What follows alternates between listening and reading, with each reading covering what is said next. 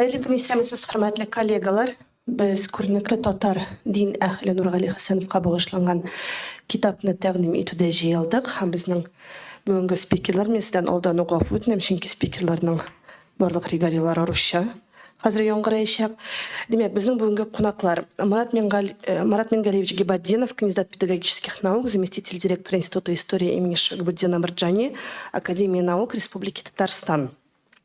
Дамир Адгамович Шаговеев, кандидат исторических наук, доцент, заведующий кафедрой религиозных дисциплин Казанского исламского университета.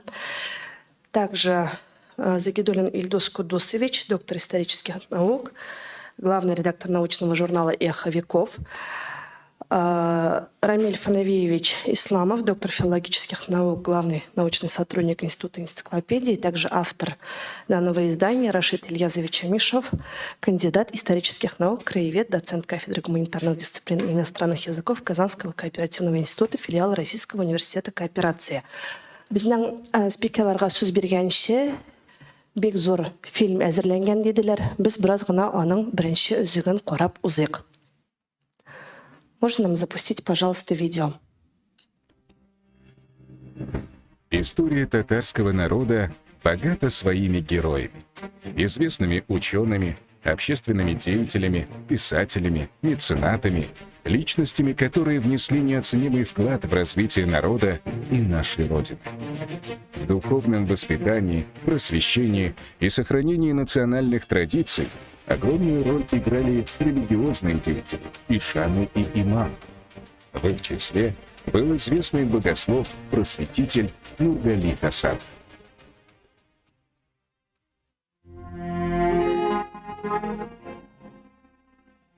Известный богослов Нургали Хасанов родился 8 ноября 1852 года в деревне Мурзина, ныне Апостольский район Татарстана, в очень знатной семье. Его род относился к древнему почетному татарскому роду дворян Мурс, носящих Идыгей Мурза Золотой Орды. Отцом Нургали был Хасан ибн Исмагил. Он служил имамом ишаном в деревне Мурзина. Мать также была из известного рода татарских Мурс. У Нургали было непростое детство. Родители расстались до появления его на свет. Он воспитывался под опекой дедушки и бабушки со стороны матери. В 6-летнем возрасте его устроили в медресе 4-й соборной мечети, ныне Голубая мечеть города Казани, к ученому, поэту Гайсуддину бин Хабибулла. Нургали рано потерял свою мать. Затем ушли из жизни дедушка и бабушка, и он оказался в очень тяжелом положении. Несмотря на свои лишения, бедность, он приложил все свои старания для получения знания, так как он рано осознал, что только знания дадут ему путь достойной жизни. Он книги не просто изучал, а заучивал и штудировал. Таким образом, дополнительно изучал. Например, он выучил такую объемную книгу, как Мухтасар Лыкая по исламскому праву, где более 1000 страниц. После смерти любимого наставника, руководителя медресе Гайсуддина Хазрата, родственники юного Нургали отправили его учиться в город Оренбург, медресе Гусман Хазрата. Спустя 2 года, благодаря поддержке отца, он продолжил свое обучение в знаменитом и одном из старейших в городе Казани Апанаевском медресе. Апанаевское приозерное медресе города Казани представлял собой кузницу мусульманских кадров в Среднем Поволжье. Руководил учебным заведением известный имам Мударис Салахуддин Исхаков. Там ежегодно училось около 400 шакирдов с разных уголков нашей страны. И большинство из них в дальнейшем посвящали свою жизнь религиозной сфере. В то время татарские медресе были основаны на академическом методе обучения. То есть это поэтапное изучение одной книги за другим и постепенно с простого до сложного и до даже средневековых мусульманских трактатов. Они заучивали, изучали и становились хорошими специалистами в религиозной сфере. В медресе преподавали талантливые педагоги, от которых Нургали получил все основные свои знания по религиозным наукам. Получая образование о крупнейших ученых своего времени, он, конечно же, в силу своего характера, в силу своих способностей, внутренних стимулов, он стремился быть похожим на них. Уже в молодости он поставил своей целью служение исламу на научной и просветительской ниве. До 80-х годов XIX века у татар было престижным обучение в крупнейших мусульманских центрах Средней Азии. Там действовали много религиозных учебных заведений, библиотек, работали видные богословы. Духовные деятели, получившие бухарское образование, пользовались большим почетом и назывались дамуллой. Молодой Нургали получил благословение своего отца, Хасан Хазрата, наставников, и в 1876 году отправился учиться в медресе Мир-Араб города Бухары. Спустя 7 лет, в 1883 году, Нургали успешно окончил медресе Мир-Араб. На специальном совете ученых Бухары он сдал экзамены и получил ученую степень и вошел в число ученых Бухары. За это он удостоился приема эмира Бухары и подарков от него. Уже завершил такой цикл своего мусульманского образования, превратившись в одного из самых крупных татарских богословов конца XIX – начала XX века. Уже в Бухаре, да и в Казани он пробовал себя как преподаватель. Он очень хорошо мог подавать материал, объяснять самые трудные проблемы богословия и тем самым завоевал любовь учащихся. После окончания учебного заведения Нургали Хасанов занимался преподавательской деятельностью и продолжил свое самообразование. В 1885 году он успешно прошел испытания и был назначен руководителем медресе Гатар города Бухары. В 1886 году женился на уроженке Бухары Халима Ай-Абдурахмановой. Следует отметить, что за время своего обучения Нургали Хасанов получил разрешение на преподавание многих богословских предметов и книг. Также совершенствовался в суфизме. Нургали Хасанов всегда поддерживал связь с родиной и близкими ему людьми. В 1886 году умер известный богослов, имам, руководитель буинского медресе Абдуль-Насыр Хазрат Мухаммад Аминов. После его смерти попечители медресе, мечети, начали активно искать такого же уровня ученого имама. Известный купец-благотворитель Мухаммад Шариф Баймуллин настойчиво просил Нургали Хасана приехать возглавить медресе. И долго думая, Нургали Хазрат решил приехать. В возрасте 3-4 лет вернулся на родину и был единогласно избран буинскими мусульманами имамом, руководителем медресе, мечети города Буинска. Нургали Хасанов в Буинске вел активную религиозную деятельность. Будучи имамом мечети, он руководил общественным богослужением, вел проповеди, совершал в приходе религиозные обряды, решал спорные вопросы, занимался разделом наследства по нормам шариата, регистрировал акты гражданского состояния в метрических книгах, выдавал выписки, справки, принимал присяги вступающих на должность и участников суда, проводил лечение молитвами, толковал сны и другое. В 1902 году, как духовный лидер, он стал ахуном города Буинска, выполнял роль посредника между властями и мусульманским населением, проводил важные общественные и религиозные мероприятия. Основное время Нургали Хасанов посвящал обучению и воспитанию шакирдов буинского медресе. Буинское медресе считалось одной из передовых крупных учебных заведений в Среднем Поволжье. Ежегодно до 1905 года обучалось 500 шакирдов из разных губерний: Казанская, Сибирская, Астраханская и Саратовская. Такой наплыв учащихся объяснялся широкой программой обучения и также старинной славой и удобным расположением в центре мусульманского населения. А Нургали Хасанов большую часть своего времени посвящал обучению шакирдов старших курсов, и его знания передавалось разными путями его ученикам. Он всегда находил время для того, чтобы лично вести те или иные дисциплины. В первую очередь это, конечно, фикх, это и логика, и арабский язык. То, что он знал безупречно, являлся признанным авторитетом.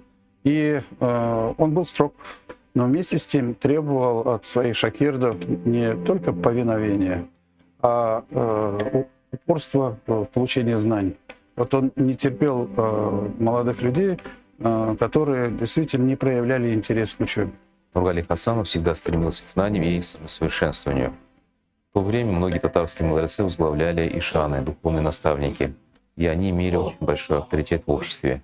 В 1893 году Нургали Хазрат оставил все свои дела и отправился подробно изучить суфизм и стать уже более совершенным на этом пути. Он учился у троих ишанов, среди которых был известный шейх Зайнулла Расули.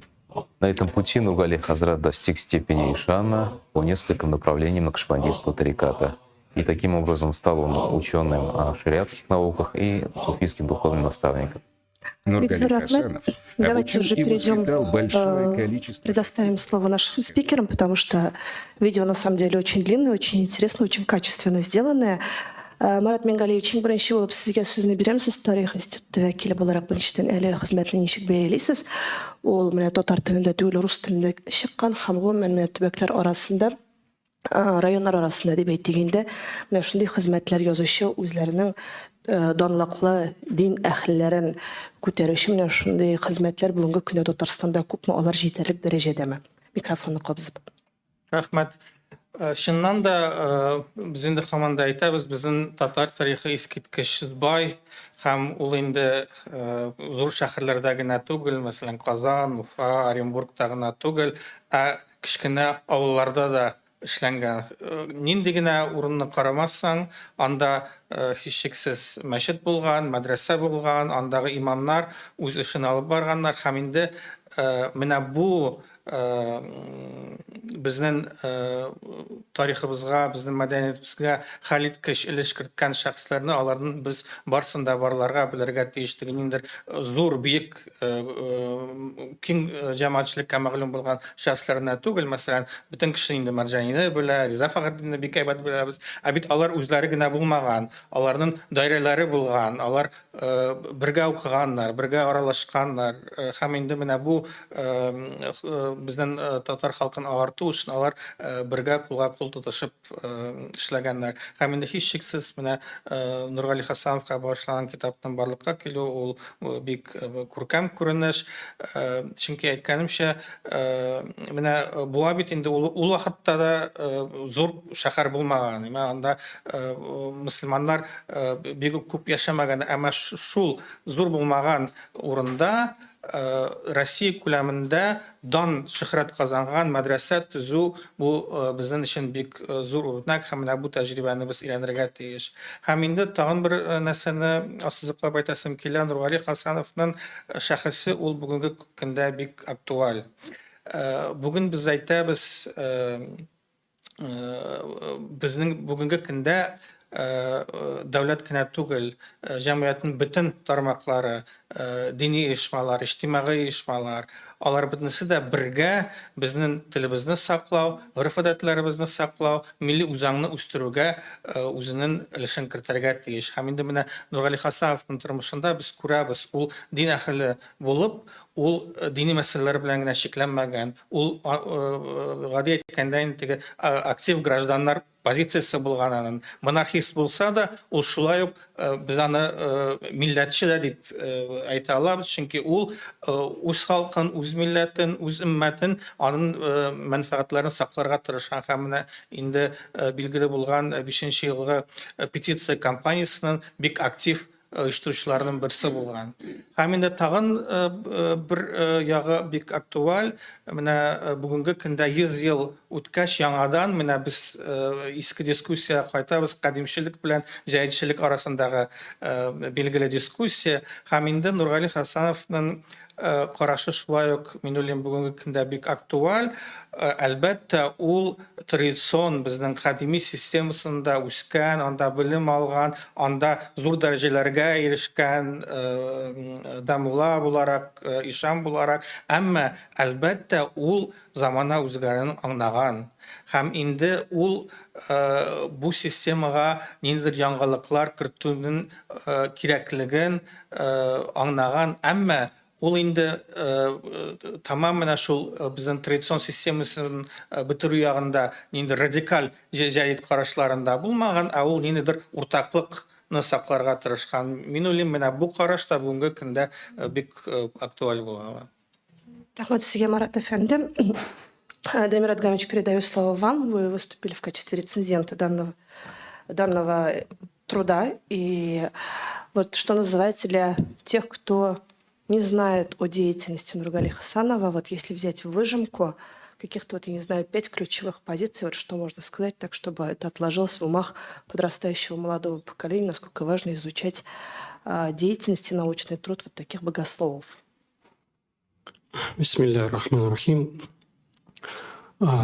Здесь вот уже было сказано, что действительно мы хорошо знаем таких, как Марджани, Курсави, Ризаэддин Фахриддин, Муса Бегиев. Но у нас все-таки есть еще и другие имена, вот как Нур-Али Хасанов. И вот сегодняшняя презентация и вот работа Рашида Ильязовича, она этим примечательна, что мы поднимаем другие авторитеты, другие имена, другие личности, о которых, к сожалению, наш народ, наша интеллигенция, наши студенты об этих людях не знают. Вот это первый момент. Второй момент. Действительно, Нургали Хасанов относился, с одной стороны, к академистам, да, но на самом деле вот из того, что я вот изучил, посмотрел благодаря Рашиду Ильязовичу, посмотрев некоторые его труды, я прихожу к мнению, что он действительно представлял нечто среднее направление. То есть это самое распространенное, так скажем, распространенное направление среди богословов между академистами и между джадидами. То есть это, наверное, он как раз представитель самого широкого слоя богословов. То есть при этом попытка сохранить традиции и при этом не препятствие тому новому, что появилось вот в образовательном процессе, то, что даже некоторые ученики Нургали Хасанова, да, вводили в учебный процесс какие-то новые методы, которые как раз вот в конце и в конце 19-го, начале 20 века начали появляться в нашем медресе. Нургали Хасанов вот этому не препятствовал, да, то есть он также ратовал за изменения в учебном процессе шакирдов, введение новых предметов, введение нового метода изучения языка и так далее. То есть вот в этом плане Нургали Хасанов для нас примечательная личность. Во-вторых, здесь важно тоже, я думаю, указать на вклад самого нашего молодого исследователя Рашида Ильязовича, да, который тоже сам по себе представляет тоже интересный слой вот нашей татарской интеллигенции, то есть человек, который получил и религиозное образование, и светское образование, и посвятил свои научные изыскания одному из ученых, богословов, ишанов Нургали Хасанову. По поводу Нургали Хасанова, конечно, вот сейчас мы уже здесь что-то увидели, услышали. Он также и ишан, то есть он духовный наставник. То есть это вот то, что мы сейчас очень сильно нуждаемся в таких духовных наставниках, я имею в виду с точки зрения религии. С точки зрения ислама сейчас у нашего татарского народа очень мало духовных наставников, которых вот в свое время называли ишанами. К сожалению, да, у нас есть шакирды, у нас есть устазы, хазраты, но практически нет вот настоящих духовных наставников, которые были бы авторитетами для большого числа мусульман, татар или мусульман Волго-Уральского региона.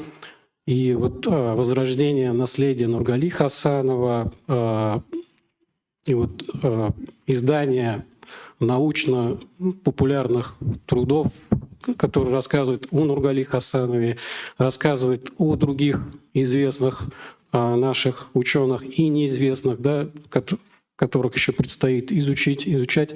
Вот в этом плане тоже Нургали Хасанов для нас и для молодежи тоже пример. В то время, когда, к сожалению, среди мусульман также вот распространяются некоторые нетрадиционные, да, взгляды извне. Вот с этой точки зрения наследие Нургали Хасанова и личность, биография Нургали Хасанова для нас важна, для татарского народа, как пример наравне с такими людьми, как Марджани, как Курсави, как Резадин, Фахреддин. Есть еще другие имена, о которых мало слышала наша общественность, но их знают в узком кругу ученые. И вот здесь есть, наверное, такой недостаток. Мы вертимся, крутимся вокруг своего круга и, к сожалению, не можем, ну, я имею в виду научную общественность, да, мы не можем простому народу доступно донести информацию о нашем наследии, о наших известных деятелях, да, религиозных, как Нургали Хасанов. И вот эту работу с точки зрения просветительства, да, то есть нужно расширять, иначе молодежь будет искать других авторитетов, будет ориентироваться не на тех, на кого следует, да, ориентироваться. И вот я еще раз поздравляю Рашида Ильясовича Амишева, да, вот с проделанной работой. И я надеюсь, что это потом также будет, конечно же, и на татарском языке, да, вот эта монография выйдет, и будет ряд брошюр подготовленных, не одна брошюрка, да, а по каждому, наверное, произведению можно будет сделать какое-то небольшое, да, заключение для того, чтобы это как-то вот донести до наших детей, до молодежи. Ну, это все с этим согласны, что мы должны знать, да, своих религиозных, научных деятелей, и те, которые были в XIX веке, и раньше, и в XX веке, да, и те, которые наши устазы, хазраты, да, которые уже нас покинули, которые были в XX веке, которые были в начале XXI века. И вот Нургали Хасанов, он как бы один из этих кирпичиков, да, который будет способствовать тому, чтобы у нас, у татарского народа, у мусульман Волго-Уральского региона было настоящее религиозное и духовное возрождение. Спасибо вам большое. Хәзер сүзне авторның үзенә бирик. Рәшит әфәнде якын арада фәнни конференция оештырырга җыенасы икән. Ул хакта сөйләп узсагыз иде һәм һәрвакытта да әйтәләр бит остазлар үзләренең укучылары белән дан тота дип. Менә Нургали Хасановның укучылары хакында да сөйләп узсагыз иде. Һәм белүемчә, ул бик зур Госманлы империясе тарафыннан бирелгән орден иясе дә. Менә аның биографиясендә булган шундый кызыклы фактлар. Хәйрле көн, хөрмәтле дуслар, хөрмәтле җыелган кунаклар, галимнәр. Чыннан да Алланың рәхмәте белән насыйп булды шушы Нургали Хасанов исемле татарның мәшһүр дин галиме хакында хезмәт язырга. Бу инде озак елларның шул юнәлештә эшләүнең җимеше булды. Шуңа да инде мин бик рәхмәтлемен бу эштә. Иң беренче шул Аллаһ Тәгаләгә, әтияниемә шушы поддержка өчен, терәк булган өчен фәнни эшләремдә. Шулай ук инде остазларыма, тарихчыларга, дин әһелләренә көннәрдә мин укыдым, белем алдым. Аларга барсына да олы зур рәхмәт. Аларның шушы тырышлыгы нәтиҗәсендә шушы фән юлына, тарих юлына кирип китәргә насыйп булды. Шул юлда остаз да булырга, укытучы да булырга насыйп булды. И Аллаһ шөкер, шундый фәнни хезмәтләр елда чыгып тора. Шушындай иң зурларның берсе инде шушы Нургали Хасанов. Бу шәхескә килгәндә инде студент елларында насыйп була тарихын, була мәдрәсәсе тарихын хакында диплом эше язырга насыйп булган иде, аны китап итеп бастырырга 2010 елны. И шул вакытта шул хезмәтне язганда инде Нургали Хасановның исеме килеп чыкты. Материаллар җыела башлады. Шул еллар дәвамында инде менә бүгенгә кадәр шактый материаллар җыелып, шунда инде бер саллы китап рәвешенә Аллаһ шөкер кирде. Казан федераль университетында эшләгәндә шул Рамил Равилович Хайруддинов инде поддержать итте, бу кишини эшләргә кирәк хезмәтне дип. Шундай мен ал хезмәтне әкренләп язып чыктым. Тулы рәвештә хәзер инде җәмәгатьчелеккә тәкъдим итәбез. Бу шәхес Нургали Хасанов танылган үзенең инде зур хезмәтләре белән халыкка, безнең татар җәмәгатьчелегенә. Иң беренче әйткәндә менә нәрсәсе белән шушы Нургали Хасанов ул билгеле. Иң беренчесе ул да булса үзенең укучылары белән. Аның бик күп меңләп шәкертләр әзерләп укытып чыгара. Шуларның 15-е иң танылган татарның җәмәгать фән эшлекләре.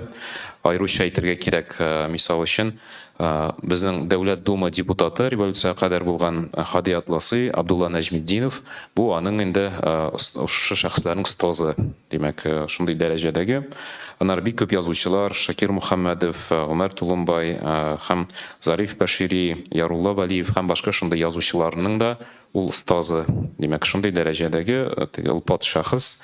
Һәм инде бусы шәкертләре арасында тагын шундый бер күркәм алим зыялы кеше бар, ул Мөхәммәд Садык Иманкулый. Ул инде мәшһүр дин галиме, тәфсир язган татарларның революция кадәр.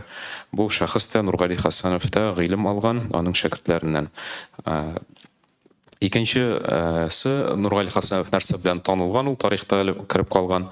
Ул үзенең җәмәгать эшчәнлеге белән. Ул шушы тау ягында, Буа иязендә, Буа иязы ул анда 6 район кергән хәзерге белән чагыштырганда. Ул шул җирлектә иң көчле рухи остаз, дин әһеле булып, шушы җирлекнең тынычлыгы өчен, теге халыкның тәртипле яшәү өчен бик күп хезмәт куйган. Һәм шушы хезмәтләре белән дә инде ул шу дин таралышына, теге анда инде исламның таралуына, чукынган татарларның кирдән исламга кайтуына, җирле чуаш халкына ислам динен таратуда да ул бик зур хезмәт куйган.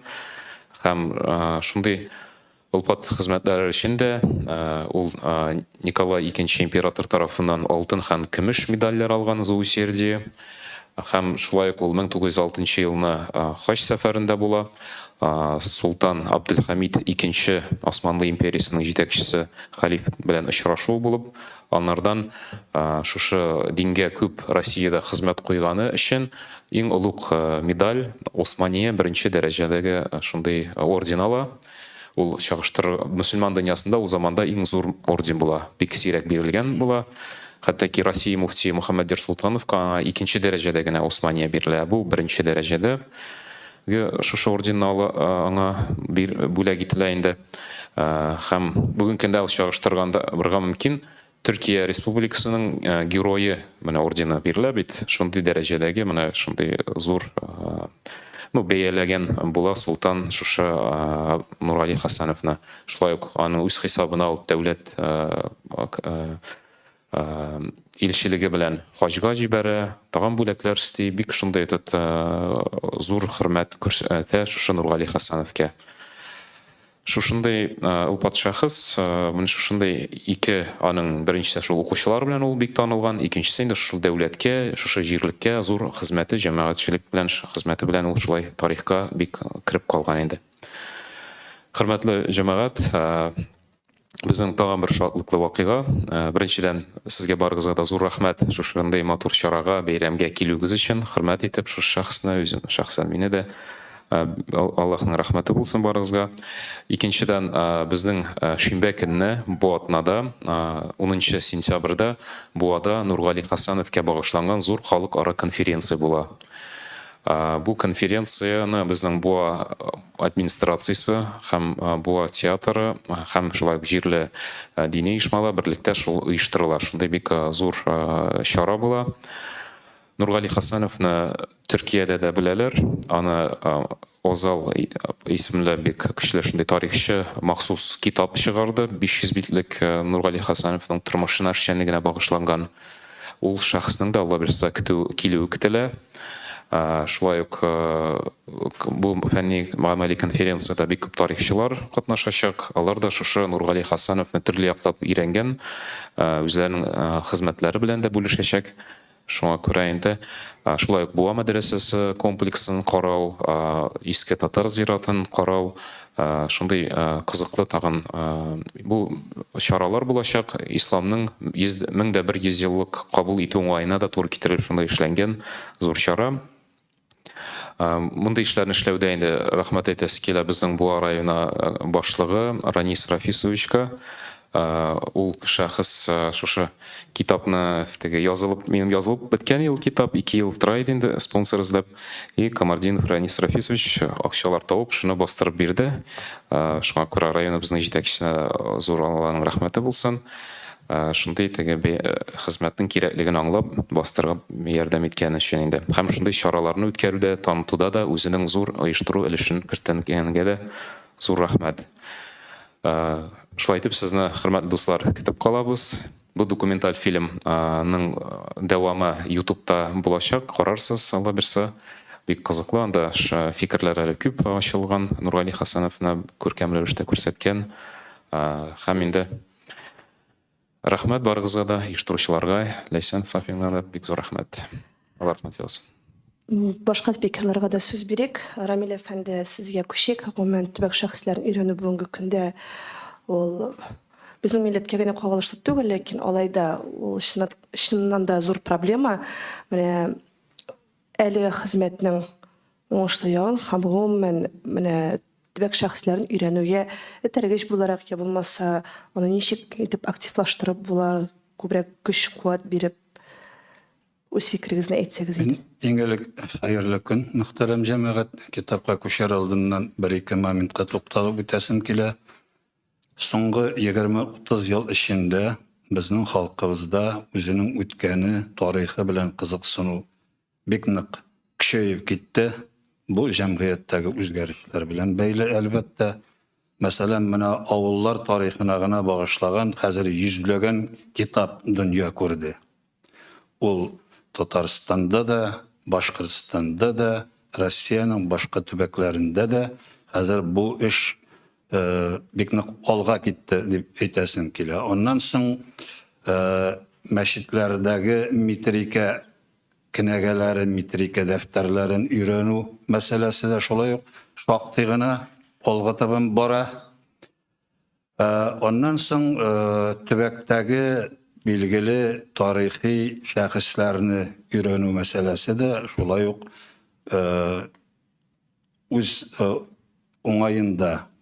Менә мәсәлән, күптән түгел генә мин автордашларның берсе Буа ягында туып үскән Борһан Шәһиди турында рус телендә һәм татар телендә китап чыкты.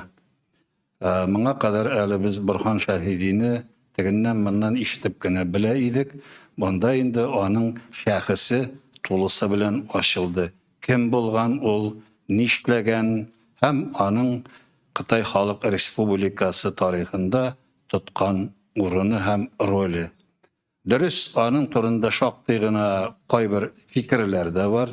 Иске рухтагы, мәсәлән, аның Шинҗанны Кытай дәүләтенә кушу мәсьәләсе. Менә мин ул китапны эшләү дәверендә шундый фикергә килдем.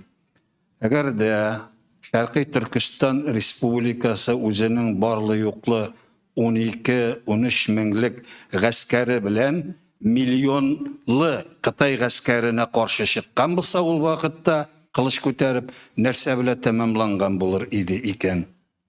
Бүген анда уйгырлардан у хәрефе дә калмаган булыр иде инде.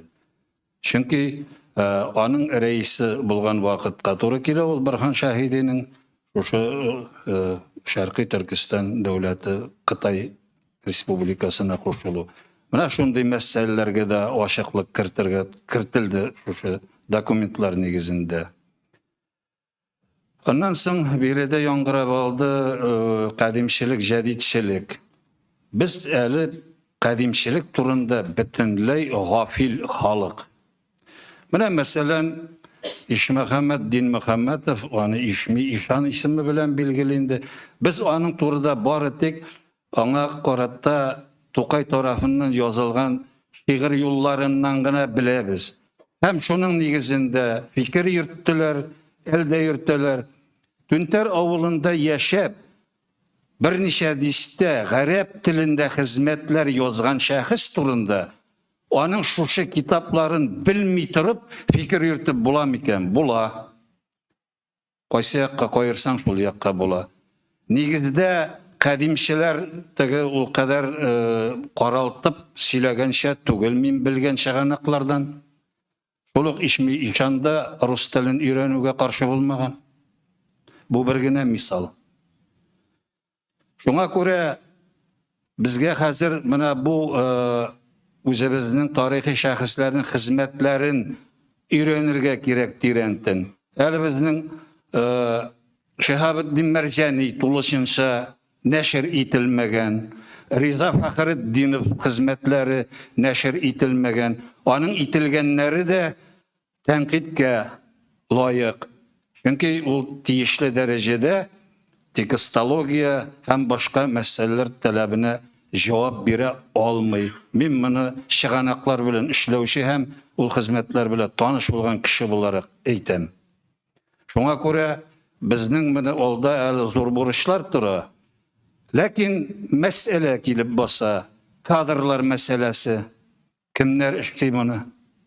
Буларны эшләү өчен филолог булырга кирәк, тарихчы булырга кирәк, телләрдән хәбәрдар булырга кирәк. Мин гарәп теле турында сүз дә әйтмим. Шуңа күрә мине борчыган бу мәсьәлә бездә кадрларны әзерләү мәсьәләсе бик авыр бара. Юк, университетта да әзерләнми, башка институтларда да әзерләнми, булганнарына хакарәтле мөнәсәбәт белдерүдән башка. Мин моны ачыктан-ачык әйтергә тиеш. Безнең өйрәнеләсе шәхесләр бик хисап. Әгәр дә кемдә булса Риза Фәхретдинның Асар дигән фундаменталь хезмәте белән таныш булса, анда йөзләгән шәхесләр. Әле менә бер Нургали Хәсәнов турында гына шушындый китап чыккан. Рәшит әфәнде әйттеле, Төркиядә 500 битлек чыккан. Хәзер безнең бит ничә йөз китап басылырга тиеш шушындый. Әгәр дә аларның хезмәтләрен бастыра башласак, без аны бастырырга тиеш, өйрәнергә тиеш. Без башка халыклар алдында үзебезнең шушы тарихыбызны, шәхесләребезне, аларның хезмәтләрен күрсәтергә тиеш. Без нинди халык булган? Без теге ишан дип сүгеп кенә йөртелгән халык түгел. Без Ишмөхәммәддин Мөхәммәтовны да күрсәтергә тиеш. Һәм аның 19-нчы елны большевиклар тарафыннан атылганын да әйтергә тиеш һәр даим. Аны да бер дә искә алучы юк, нишләптер. Аны юккатмаганнар. Менә бу китапка килгәндә исә Нургали Хәсәнов турында мин иң әүвәл Акмулла аша ишеттем. Чөнки мин Акмулла иҗаты белән 2007 елдан бирле шөгыльләнәм. Әле кичә генә табадан төште китап Акмулла турында мин әзерләгән. Анда аның Нургали Хәсәновны тәнкыйтьләгән фикерләре бар. Чөнки Мәрҗәнинең Назуратул Хак дигән хезмәте басылып чыккач, бер төркем дин әһелләре, анда бер унлап, алар диния нәзаратына хикаят язалар.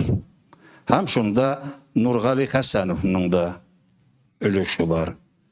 Дөрес, соңыннан Нургали Хәсәнов ул фикерләреннән кире кайта. Моны шулай ук тәкъдир итә белергә кирәк. Бу хакта без Рәшит әфәнде белән байтак кына сөйләшеп утырган булды, киңәшләшеп утырган булды. Шуңа күрә мин әлбәттә бик шат бу китапның басылып чыгуына. Мин әле теге русча әйткәндә диагональ рәвештә генә карап чыктым. Һәм аның югары дәрәҗәдә фәнни эшләнешенә игътибар иттем. Чыганаклар белән ничек эшләвенә һәм аларны ничек күрсәтүенә. Шуннан белдем Нургали Хәсәновның Бухарада Мир Араб мәдрәсәсендә укыганлыгын, 19-нчы елда анда булдым мин. Аннан соң башка урыннарында шулай Бухарада йөрергә туры килгән иде. Şəxslərimiz degəndən tağın bir məsələ. Bilgili bulğança dünyada Qısman Qur'anı degen Qur'an nüsxələri var. Onlar bir 5-6. Lakin onun qaysısı təğəyin Qısman Qur'anı onsı aytib bulmay. Hem belki onu izlewdə kerakmidir. Ama onun birisi bugünkü gündə Taşkentdə saklana.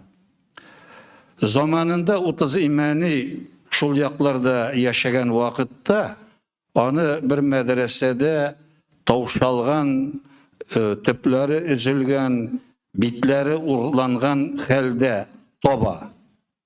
Hem indi din işliklisi bularak o şuşa yuğalgan bitlerge yanadan bitler koyup şundağı Kur'an ayetlerin yazıp şuşa Kur'an'ı tuğlu revuşke getirip tüplep koya. Hem bu hakta ol özünün işin şiirler bilen yazıp kaldırgan.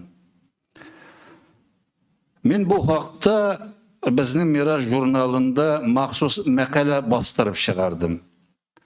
Eğer de 30 imani şu zamanda şu izgi işini işlemegen bulsa, bu Kur'an indi köpten tarqalıp belki yuğalıp bitken bulur idi. Ama ol bugünkü günde var, Taşkent şehirinde şolay 19. yılının sentyabr ayında, dürüsürege 2. sentyabr günü kirip көріп шықтым мен оны. Мен шуңа ғана шок қаттым. Сермешен yoqlarında ғыммен мәтбуғатыны әлі оқилар, әлі оқымайлар. Bu bir zor faktör. Men anda yazdım. 30 imanini şahsın xalq ora arenaga çıgarıga gerek. Şuşa hizmeti işin güne dipti. Anı bit iş yürtürge gerek. Bugün başka xalqlar bolsa, şuşa Kur'an saklana turgan maxsus medrese binası qarşına 30 imaninin heykelini bastırıp koyarlar idi. Şuşa hizmeti işin. Bugün Şermeşen yaklarında bu hakta mağayım bilgen kişi de yok. Mına şunday can burşıgan, can ernitken momentlar da var. Ondan soň tağın bir moment buna әлі mümkün kadar işler işlene, kitaplar çıgara. Olar negizde ana şol tilenip yürüp jıygan akşalar hesabına. Ol kimgadir müracaat etdi, ol tilenu degen söz tatarşa. Aniga bizning hükümet derecesinde hal etilmi bu mesele. Bizning hükümetlerge, bizning tarihimizde, şahıslarımızda kerakmiymi ekendi hazır o? Kerakmasa anda hükümetlerinin de ömrü 50 uzun bulması mümkün. Şuna göre bu meseleni finanslavını hükümet derecesinde hal iterge idi cemaat. Benim elbette özümün anday vakaletlerim yok. Beni anda bir kimde kabul etmey, bir kimde sözüme kulak salmaz. Her halde bunu matbuat, televizyonu işittirirge tiyiş bizim yetekçilikке. Men oylayım, baribir onda kişiler tabiler, ihtibar ederler. Hem bu meselede biraz aşıklık kirir. İhtibarı için rahmet. Rahmet sizge Ramil efendim. İlyas Kudusevich sizge de kıskaça gana söz hizmet hakkında. Hürmetli tabiriyeti zakatlar şakalinler, jurnalistler. Men birinci şiratda Raşid İlyasov'un şuşa yangi kitabı basılı bilen kutlayım. Hem gelecekte yangi icad oңuшлары tileyim. Kengire aytip qaraganda Raşid İlyasov bu günde Şehavettin Barjani hem Rızaettin Fakhrutdinov başlagan görünükli Tatar ulemaların, intellektualların barlağı boyunca işine devam etişe şahıs. Rafiyat al-Aslaq ve Tahiyat al-Ahlaf'ta Şehavettin Barjani 100'den artıq görünükli Tatar uleması yazılgan, turunda yazılgan. Rızaettin Fakhrutdin'in bibliografik asarından birinci, ikinci tomlarındağına 461 şahıs hesapka alına. İkinci tomunda kursan 500'lep kişi. Eli onlar bu isimlikке fakat kitaplar yazgan, gıylemli, intellektuallarını kırtkenler. Kolganlar isimlikten şitta kılgan. Başkaları da köp işlegen. Şuna göre Vladimir Ilyich Lenin'in Совет елларында без китерә бер ситуациясын, ул статистиканы карап, татарларда һәм руслардагы җан башына туры килә торган мәктәпне бүлеп караганда, аннан татарларда иң күп мәктәпләр саны килеп чыккан. Бу ни дигән сүз? Димәк, татарлар бүтән салымнарын түләгәннән тыш, үзләреннән эчке ресурслар табып, кирәкле мәдәресләрне, мөгаллимнәрне хәзерләп, шуның хисабына рус дәүләтенә караганда да югарырак дәрәҗәдә башлангыч белем биргәннәр. Дөрес, аларның мәктәпләре, майданнары буенча кечерәк, түшәмнәре тәбәнәгрәк, укыту шартлары начаррак, укый торган уку сәбәпләренең күбесе кулъязма булган. Ләкин бу факт үзе татарның ул вакыттагы менә рухи потенциалы, көче турында сөйли. Һәм менә шушы тенденцияны юктан бар итүчеләр нәкъ менә төбәктәге әйдәманнар. Менә бүгенге тәкъдир итү кичәсе ул безнең шушы күп санлы татар әйдәманнарының рухи җитәкчеләренең берсе турында, Нургали Хәсәнов турында. Икенче мөһим әйбер менә бүген сүз барды монда кадимчеләр һәм җәятчеләр турында әйтергә кирәк, 19 гасыр атагындагы һәм 20 гасыр башындагы кадимчеләр алар төрле булганнар. Чөнки барыбер үзгәрешләр керә барган. Менә урыс теле турында әйттек. Дәүләт 1891 елда рус теле белүне мәҗбүр итеп куйган. Шуннан соң барлык кадимче муллалар да балаларының карьера булсын өчен рус теле кирәк дип сөйли башлаганнар. Ягъни дәүләтнең басым астында шундый үзгәрешләргә барырга мәҗбүр булганнар. Чөнки ул вакытта гыйлем иясенә я сәүдәгәр булырга кирәк булган, я инде мулла булырга кирәк булган. Һәм шулай эшләп атканнар. Минем сүзем менә шулай ук тагын бер китап буенча мин укып чыктым. Анда бит бу көндә татар шәһәр мәхәлләсендәге ничек итеп уку системасын оешу турында сүз бара. Менә Муллин исемле татар бае 2нче гильдия гомди уларны чакырып кайтара Урта Азиядан йорт бирә, яхшы хезмәт хакы бирә. Шуңа күрә ул туган авылына парлы ат җигеп кайта торган була. Садакалаша вәгазлар кайтарган була. Ягъни байлар шушындай шартларда яшәргә мөмкинлек биргәннәр. Һәм менә ул вакыт булгач 1906 елда бу битендә кичкенә генә зур булмаган шәһәр, анда 1800 ләп кеше яшәгән, 20 гасыр башында шушындай күп ярдәм итә торган эре байлар калмый. Икенчесе инде ачылып китә тагын икенче мәчет үз мәктәбе белән ресурслар китә икенче якка. Һәм зур кыенлыклар килеп туа. Инде Нургали Хәсәнов та ярдәм сорап Земствога мөрәҗәгать итә. Һәм менә 1914 елда хөкүмәтнең шундый указы чыга. О частных учебных заведениях, классах и журналах Министерства народного просвещения, не пользующихся правом правительства учебных заведений. 1914 ел, 1 июль. Менә шушы закон нигезендә Россия империясындагы барча рус булмаган халыкларга 3 баскычлы башлангыч, урта һәм югары уку йортлары төзергә хокук бирелә. Ләкин үз хисапларына һәм әлбәттә инде аны бетергән кешеләр теге дәүләт аның дипломы белән дәүләт оешмаларына барып эшли алмаганнар, аның өчен бетерә кирәк булган шулай урыс уку йортын. Ләкин үзе шул факт бик кызыклы. Кызлан шәһәр сугыш башланып китә һәм инде менә көнбатыштагы безнең губерналар, беренче поляклар, җирләре фронтка әйләнгәч, бу законның тормышка ничек ашкан без белмибез. Менә анда шундый пунктлар бар. Бу сүз бар инде монда дөньяви укырлар турында. Һәм бу закон татар җәмгыятендә бик күп бәхәсләр кузгата. Әгәр дә инде син үзеңнең дини мәдрәсәңне дөньявыга әйләндерсәң, анда 4 фәнне син русча укытырга тиеш булгансың. Русский язык и словесность, аны бер фән дип әйтергә булыр инде. Икенчесе ватан тарихы һәм география. Әгәр бу үз хисабыңа тотсаң инде, яисә инде син дини булсаң, дини укырты булып кына калырга тиеш булгансың, дини фәннәрне укытырга. Ә менә хәл шунда килеп чыга 14нче елга. Аннан бит әле катнан сугыш башланып китә. Закон чыкканнан соң.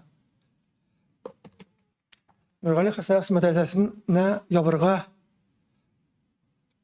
ябу куркыныч туа. Чөнки ул барыбер теге авылча иттереп укыган балалардан акча җыймаган.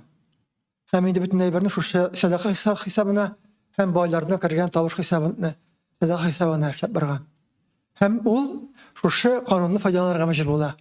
Ягъни земствога мөрәҗәгать итеп, аннан ярдәм ала. Һәм мәдрәсәнең яртысына якын чыгымын земство хисабына. Ул инде земство хисабына дигән сүз санагыз. Земствоны тоту өчен махсус акча бирелә торган була. Халыктан җыялар. Шул акчаны рус татар мәктәпләренә, рус классларына тотканнар нигездә. Ә монда инде хәзер татар уку йортларына да тотарга мөмкин дөнья булса. Ләкин бер ские бар аның. Менә шул ские буенча земстводан я шәһәр идарәсеннән акчала башласаң, син дин фәннәре һәм татар теленнән башка барлык фәннәрне дә русча күчерә тиеш булгансың. Менә ул инде теге документларны күргәнчә әйтергә кыйнсынам, ни рәвештә булгандыр. Аларда инде шушы һичшиксез рус теле, ватан тарихы һәм география укытылган, күчкәчтә укытылган булып калган. Тагын башка фәннәр кергәнме, юкмы? Әле аларны әлбәттә карарга, өйрәнергә кирәк. Шуңа күрә мин инде Нургали Хәсәнов турында бүген дискуссияны бер кат нокталау белән имбатлау өчен ул яратлаша белгән кадимче дип әйтергә. Һәм өченче момент. Менә безнең Рамил әфәнде әйтеп китте, шуннан да авыл тарихлары буенча, төбәк өйрәнү буенча соңгы вакытта хәрәкәт дәрәҗәсендә диярлек эш бара, китаплар чыга. Һәм менә шушы хәрәкәткә профессионал галимнәрнең кушылуы бик яхшы. Күп яктан. Беренчедән, яхшы сыйфатлы фәнни хезмәтләр языла. Төбәк тарихы турында. Һәм инде икенчедән, мондый хезмәтләр әлбәттә башка төбәк тарихчылар өчен дә, башка галимнәр өчен дә үрнәк булып тора. Һәм Ильяс әфәнденең шушындай үзенең туган төбәге турында, туган шәһәре турында шушындай китап язуы, ул барча тарихчылар өчен бик матур үрнәк дип уйлыйм. Рәхмәт. Бик зур рәхмәт сезгә, Илдус Кудусович. Без шуның белән матбугат очрашуын тәмамларга гына безнең вакыт, шуңа күрә безнең онлайн форматта инде хәзер туктатыла, ләкин инде булса сорауларыгыз булса, без әле безнең бераз гына вакытыбыз бар. Поэтому мы завершаем прямой эфир, но если есть какие-то вопросы, уважаемые коллеги, килгән кунаклар, сез әлеге сорауларны яңарата аласыз. Рәхмәт. Да, пожалуйста, только микрофон, пожалуйста, включите и представьтесь, хорошо? Да. Раис Сулейманов, коллега Рашида Амишева. Менің бір сұрауым бар Рашид әфәндіге. Қаян Түрки сұлтаны шушы хәзрәт турында білді? Қаян олан мәгълүматны алды? От Түркиядә сұлтан яши, шушы Нургали Хәсәнов Буада яши. Қаян оланын турында вообще білді? Бик зур рәхмәт, кызыклы сорау чыннан да. Кичкенә генә шәһәрдә хезмәт иткән дин галиме